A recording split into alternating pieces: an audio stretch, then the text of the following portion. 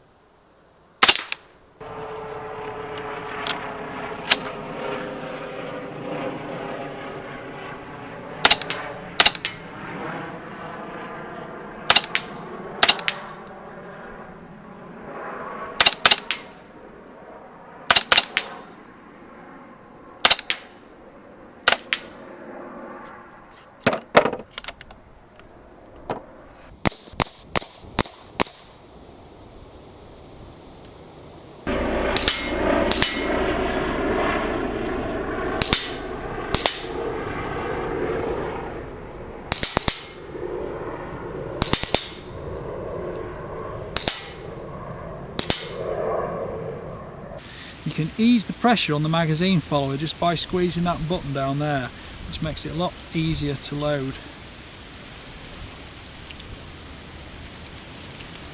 The magazines are very reliable. I've not had any problems with them at all. Magazines are super easy. The release control's ambidextrous for your index finger and it just pops in. And then when I want to go, all I have to do is literally grip it, rip it.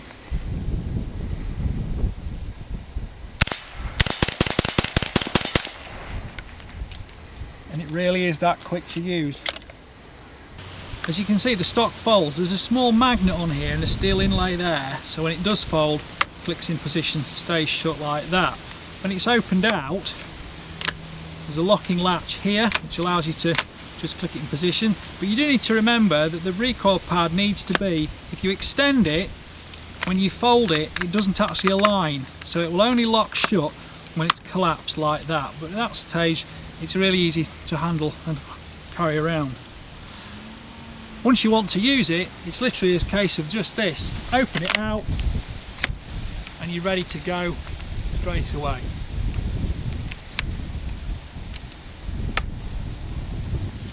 The cocking handle locks back, so you can actually open it and lock it back there, but there's different ways of using the gun. With the magazine in, it will actually hold open on the last round, and if you need to unlatch the bolt, you just pull the lever down on the side here.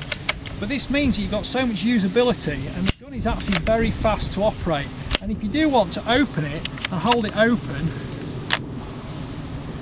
it's a one-handed job. You're not having to fight with it because everything happens on that cocking handle, and that cocking handle is actually reversible to the right side of the gun too. I absolutely love the iron sights on this rifle. We've got the single post at the front, which is elevation adjustable, and the back is windage adjustable, but there are 4 apertures here and you can choose between them because they just rotate by your fingertip like that. So if you want to use the small aperture for the most precision, there you go, or you can flick it the opposite way and go to one of the larger apertures to make the sight faster and easier to align. Most importantly, the circular appearance you get close in on this sight from the back lines up perfectly with the radius at the front, and I found this the most intuitive, fast, easy to use and accurate iron sight I've ever got my hands on.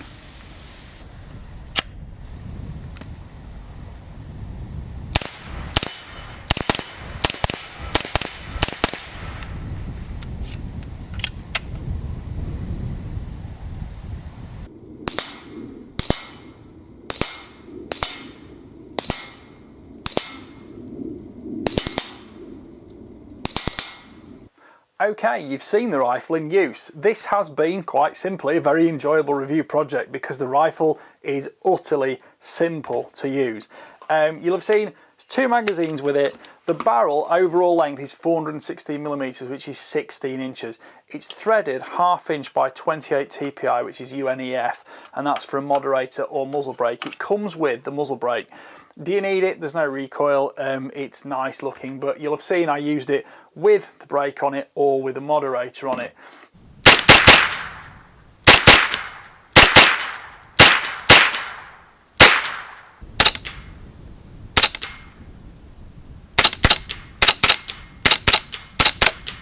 You'll have also seen I used it with M-lock attached, and I put a Picatinny bipod on, or a Picatinny piece of M-lock attachable rail. What else did I use it with? Well, I used it with the iron sights that are on it. They're not made of iron, they're actually polymer, but iron sights is the name for them. And I also used it with a 1:6 rifle scope for a bit of additional fun too. I'll be honest, I loved it with either. These are some of the best iron sights I think I've ever used, and I love the fact you can change this aperture at the back to give you the perfect sight picture you want, and it matches the radius of this sight at the front too. Now, it's both windage and elevation adjustable. It comes set at 25 meters, but I think it's about speed, it's about fun. It is so nice to shoot like that because it's so fast and intuitive. I did do the group shooting with a little 1:6 scope on it. Let me just stop that moderator rolling away. I did do the group shooting with a 1:6 scope on it, and I restricted them mainly to 5-round groups because I was too busy wasting ammunition plinking with it, shooting steel at speed from multiple positions. You'll have seen I probably used the sublime to the ridiculous in terms of ammunition.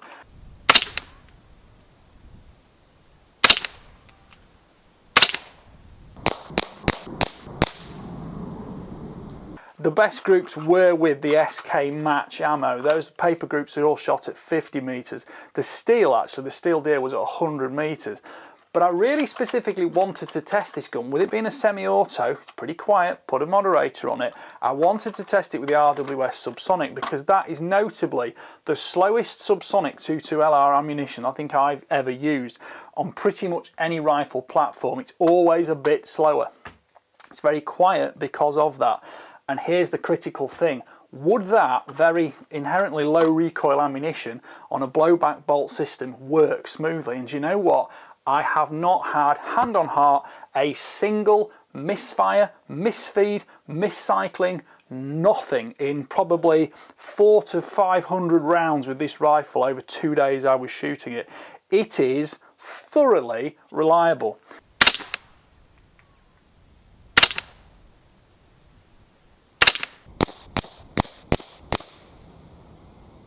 Now, one of the critical things I think helped with this is that the bolt itself is quite light, and it's also got a very large opening here in which you've got the ejection to take place.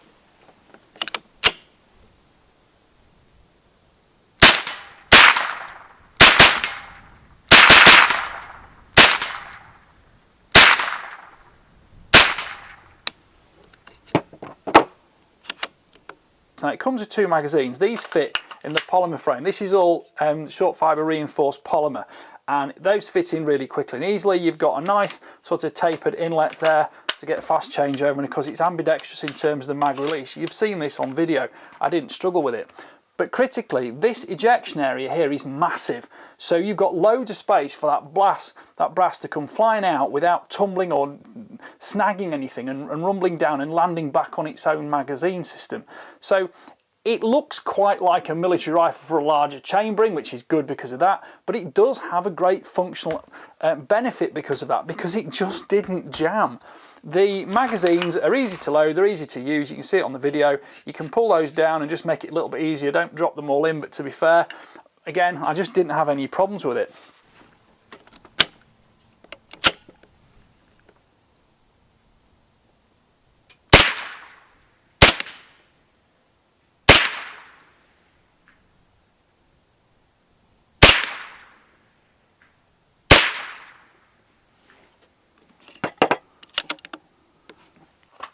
The polymer M-lock, it's quite warm to hold. You don't, it doesn't draw the heat out your hands. You've got plenty of space there on the fore end to get a good grasp on it without, touching the barrel or anything. Barrel's quite slim in diameter. In fact, I didn't check what it was. I'm going to guesstimate it's about 16 millimeters. And do you know what? We can assume that because the battery's dead in there, but it is, yes, it's 16 millimeters. So how much more barrel do you need for 2-to rimfire? Caesar barrel, cold hammer forged. It's a 6-groove barrel. I think it's got a turn every 16 inches on it to give you the stability, but that's pretty common for a 2-to rimfire. That's going to work great with 30 to 40 grain lead projectiles. I did use some high velocity copper wash projectiles, which are 32 grains. Those are Aguila ones, and they're pretty quick. They were nearly 1500 feet per second, which is a little bit down from the suggested box velocity. And in fairness, all the ammunition was probably a little bit lower than box velocity, but it's a slightly shorter barrel at 16 inches, but I don't think it was any kind of detriment for that. And the gun is very light and pointable. I'm just going to clear myself a little bit of space here now, because I also want to show you the disassembly of the gun to show you how easy it is to clean. Now, it tells you all about this. You get the instruction manual with it, gives you all the details about how to do it. But essentially, you've got to do this, and I've got to hope this works on camera. So, you cock the rifle, lock the bolt open. I love this fact that you can just lock the bolt by flicking that handle up with one hand. You can swap that to the right side as well, by the way, with a little bit more disassembly. But you cock that, make sure it's set to fire, and then you push through the pin here, which is what goes through there. You can just snag that from the other side. It tells you to push forward on it slightly, which just eases the pressure on that pin. It allows it to disengage a little bit more easily.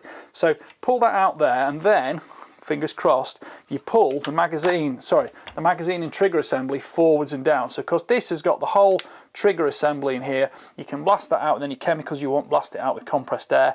Yes, you get firing residue, but I mean that's the sign of a 2-to rimfire. You're always going to get firing residue, both lubricant and small shavings of copper, etc. But that's a fact of life with a 2-to rimfire. It's quite a dirty cartridge.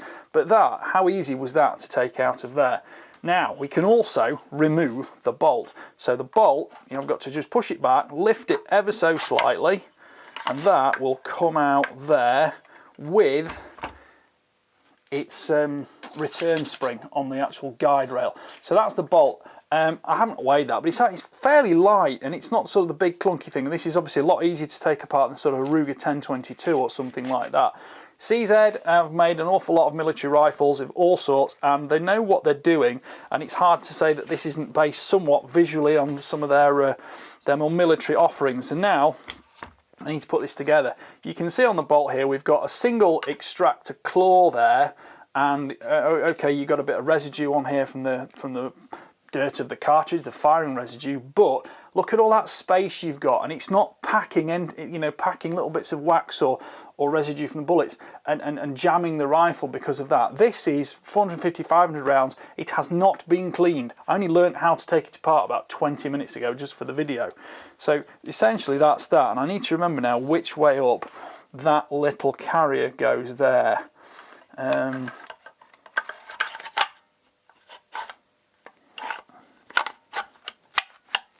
Right, it's in correctly now. So,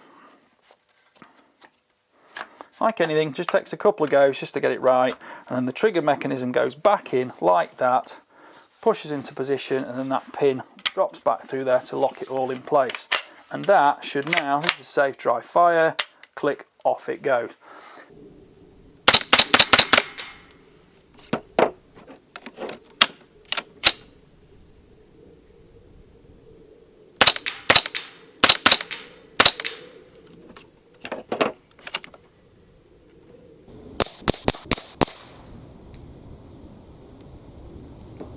just to talk a little bit more about some of the controls. The magazine actually has last round hold open capability. So when that comes back, it will automatically hold open.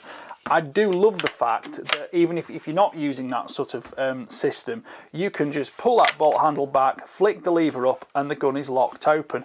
And that makes it so much quicker and easier to make safe than any kind of side button on an AR-15 type rifle, or an Ruger 1022 where you've got to mess about with the bolt lock back, which is a funny little pin. That is just so simple to do, and of course when you're ready to fire, flick it down and off it goes. But it really is just simple and intuitive to use, and I couldn't really say there's a specific way you have to use it because it's versatile. The magazine release, as I said, is ambidextrous. You just push your index finger forward there. I can do that either way around depending which way I'm going to be shooting. It's a little bit less control left-handed just because I'm not left-handed and I've done it for, but that was as long as it took me to do it. The safety catch is also ambidextrous, right side, left side. So if I just drop that magazine out and let that ready to go fire, that's actually in the fire position there. But if I was to do it, that's safe and it blocks the trigger. While we've got the rifle cocked, I'm going to weigh the trigger mechanism. It's a single stage trigger, it has got a bit of creep, but I think in fairness, this is not a match rifle, it is not a precision rimfire, it's a fast fire, fun rimfire.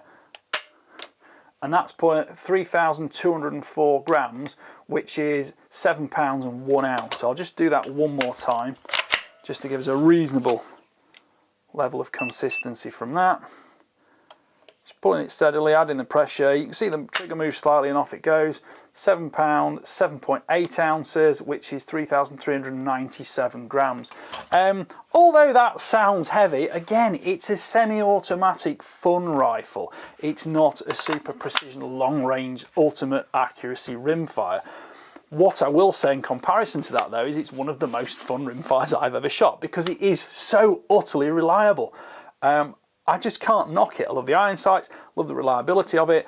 The AR-15 type grip is not really an AR-15 grip, but it is actually slightly adjustable for position, so you can change reach and length of pull onto the trigger very slightly. And of course the stock itself has got about 50mm of adjustment in the length of pull here. Just to look at the stock, the release catch is there. Now if I click that open and release that down, that won't lock in position. There's a little magnetic part there, little plate there, and that will click and it will stay. But if you put that stock down, that now locks in position because of the magnets interact.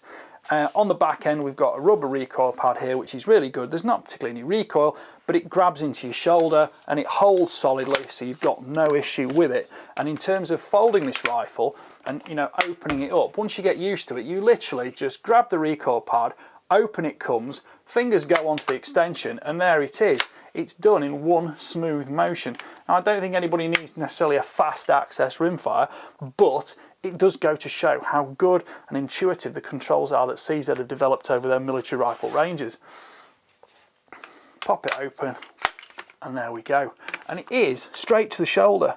The alignment with the sight is just somehow perfect. It's got chamfered edges on the cheek piece here, so it fits in nicely. It goes tight under your cheekbone. It doesn't displace your jaw at all. And you can just click it straight in and line up with whichever one of those sight elements you choose, and you're looking straight down the gun straight away. Of course, all that Picatinny rail means it's not difficult to add whatever type of sights you want. Yes, some people are going to complain, oh, but it's all made of polymer, it's all made of polymer. Well, drop into the 21st century, polymers are where it's at. And although the rifle is quite expensive, I think one thing you have to account for is the fact that injection molding polymers, it's not like changing a computerized machining program, very expensive as those machines are. You can change a tolerance, you can change a dimension, and it will just do it differently. If you want to do that with an injection moulding, you need all new tooling for it, all new moulds. And tooling and moulds for something this complicated and this refined ergonomically are phenomenally expensive.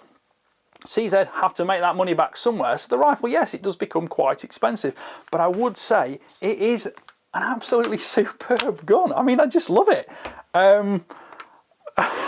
What would I use? I have no use for it whatsoever because I'm not kind of a tactical shooter, a sport shooter. I'm not like a fast fire steel plate shooter, but it never failed to do anything I tried with it, and I can't help but love it for that. As I say, there's two 10-round mags with it, and the overall weight is 2.7 kilograms, which is 6 pounds. It's just like tactile, and even with, you know, the moderator added and a bipod added and a scope added, it's still short and easy to handle and stable in position when you aim, because so many folding stocks can be really disappointing in use, but this one's actually very nice. The overall length with the stock open goes from 860 to 910 millimeters, but with the rifle totally folded, it's all the way down there at about 660 millimeters long. So that's like 26 inches. Conversely, open, it goes from 34 out to 36. Length of pull is just over, it's about 14.1/8 inch, which is 360 millimeters, near as damn it. That makes it, you know, it's a grown-up size rifle in that situation, and if you fold it down there, it's good for younger shooters, smaller shooters. That's at 12.25, which is 311 millimeters. And of course, although it feels like this for you or I, you know, you get one of the younger shooters, someone with a smaller frame, and that's a very, very easy to handle, fun to shoot rifle. Pop a bipod on it, you've got great support for them, and they've got easy, fast fire fun, which most importantly is very safe and easy to control. You don't need to be strong, you've not got complicated controls, it's just there. And if I just drop that mag out so that releases again, there you go. And of course, for the left-hander, if necessary, you can swap that cocking lever, and the ejection, as you'll see in the video, comes out quite laterally. It's not coming too far backwards, and you're not getting gas escape from it either, so it's not blasting you in the eyes. M-LOK allows you to add whatever accessories you want, and of course you've got the sling studs here, so you can add, you know, a carry system on if you want, and again at the back end you can add what you like to it. Anyway, I hope you've enjoyed watching that review of this rifle that has made me smile from the instant I opened the box all the way to the completion of doing the video review on it. It has been, if it's easy to review, I think that reflects on the fact it's a very easy to own rifle, and I can wholeheartedly say just how much fun it is. And just don't forget that, because I review different rifles every day of the week. Some of them are really hard work to get the best out of, to make look good on camera. This one's just fun to shoot, it's easy to do, and I just can't say fairer than that. It's actually pretty accurate at the end of the day too, thanks to the CZ barrel. You put the scope system on it, and you're very careful control with your position, you know, lock in with a hand on the back end with it on the bipod. You can actually shoot some really good groups with it. And as I say, the groups on paper were shot at 50 meters, and I did some shooting on steel at 100 meters at not particularly slow controlled fire. They were pretty much plinking shots, as I would call them, and it worked really well. Right, I hope you've enjoyed that review. Please like, subscribe, comment, click the notification bell, and don't forget to keep track of the regular weekly uploads. Please go through to the end of the video, because there's a link to next year's British Shooting Show 2024 in Birmingham in February, and this rifle will be on show there, I'm quite sure, on the Sportsman Gun Centre stand. So come along, have a look at it, and don't just judge it by the fact it's made of plastic and it's however much it is. Judge it for how it performs, because I have to say, this is the 21st century. Thank you for watching. Bye for now.